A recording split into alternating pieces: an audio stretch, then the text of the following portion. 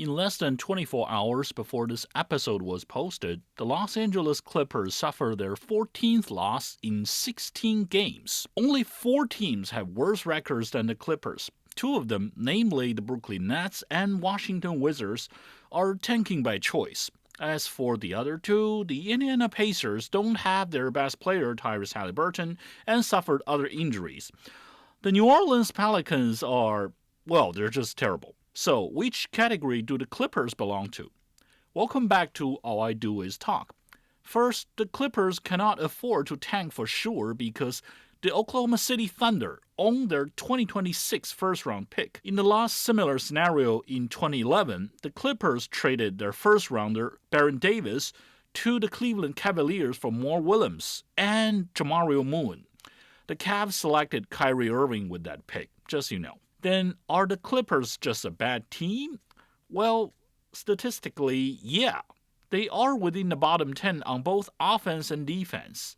The last time they struggled like this was in March 2010, more than 15 years ago. So yeah, it is literally the worst calendar month of Tyronn Lue era, Kawhi Leonard era, of Lawrence Frank era, and Stephen Ballmer era. Wait, why isn't it the worst month of James Harden era? Well, he has played less than 3 seasons with the Clippers, so technically he doesn't have this era yet. Really? Doesn't he? Am I telling myself that a guy who averaged 27.7 points, 5.9 rebounds, and 8.7 assists per game, team leader in minutes, points, assists, three-pointers, and free throws, doesn't have his era in the team? You know, personally, I never liked Harden, but even I could not deny the fact that he has been the best player of the Clippers since the moment he arrived. Yeah, they also have Kawhi Leonard and had Paul George, but how many games did they play? Huh? Sorry, what's that? Injury? Oh, is it spelled LOADMANAGEMENT? Load management? Or, in a politer way to say, salary thieves? The Clippers are definitely not a bad team on paper, even after they traded away George and Norman Powell, because Leonard, Harden, Ivica Zubac, John Collins, Bradley Beal, Chris Dunn, Bogdan Bogdanovic, Darius Jones Jr., Nicholas Batum, and Brook Lopez could and should make you a good squad. Well, on paper I said, so the reality is more ironic.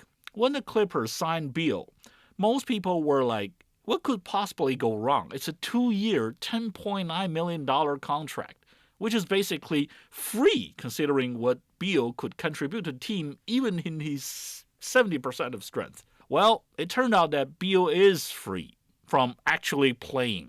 Even when he played, he averaged only 8.2 points per game, worth every dollar they paid him. And it's probably more difficult for the Clippers and their fans to hear how great Powell is doing in Miami. The deal that sent Powell to Miami also brought John Collins to LA. His performance explained why neither the Atlanta Hawks nor Utah Jazz wanted to keep him. He was supposed to fix the team's lack of athleticism and a full-size power forward, but instead of doing either, he just further damaged their offense with his poor shooting ability and their defense with his, as always, awful reading of the game. So does that mean the Clippers are also a victim of bad management, like the Sacramento Kings? Well, if you ask the haters, they're probably going to say yes and trace it back all the way to 2019 when they acquired Leonard and George in the first place. But that's not fair. At least 2 years ago, the Clippers were always considered a champion candidate until the regular season began. So what really went wrong with the Clippers? I don't have a clear conclusion, but I don't want to put it all down to bad luck either, which contributed a lot to their injuries. It has been almost 7 years since Ballmer tried to build a championship-winning franchise around Leonard and Paul. They have literally tried every possible way to fix their problems, but time is not frozen when they kept exercising trial and error. Leonard has been aging. George has been aging. Harden has been aging. It's just more and more difficult for players to recover from injury and stay in good form after a certain age. The same can be said about Chris Paul, Lopez, and Bogdanovic, and maybe Beal if we all agree to ignore Powell, who is in the same age as Beal. So, as the only reliable offensive choice, both in playmaking and scoring of the team, should Harden ask to be traded? If he does ask for that, it wouldn't be the first time after he did it with the Houston Rockets, Brooklyn Nets, and Philadelphia 76ers. There are jokes about such moves like, why do you always complain about bad environment? Is it possible that you are the one who keeps poisoning the environment? But that's absolutely not what Harden is. In the past 10 years, Harden has been one of the most dedicated players on the court, even when he had to play with injury. He accepted various roles as long as that's what's good for his team. The Rockets needed him to make plays, then Harden became an assist leader. They needed him to carry their offense, then he became 3 straight-time scoring champion.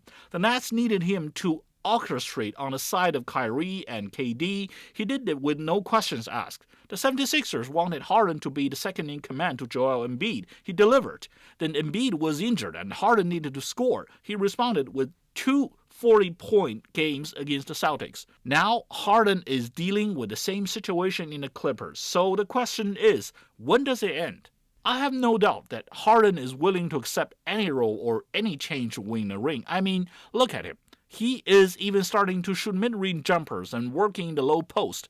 There are several teams targeting at the title but lacking a true playmaker. The question is, which is the best choice for him? In order to answer that, let's take a look at how the Clippers' opponents contain Harden, so we know which teams can avoid leaving him facing similar defense. Simply speaking, teams double-team Harden high to separate him from the rest of the team because the Clippers don't have the second reliable player to launch attack. And yes, that includes Leonard, who is playing more and more like a pure finisher. Such tactics were not used until this season because when Harden paired with Zubats and Powell, they made an effective triangle that included an efficient big man finisher and a trustworthy second source of firepower. So the team that Harden can fit the best should have at least another one who can make plays off the dribble, and better if he can carry the biggest set scoring duty.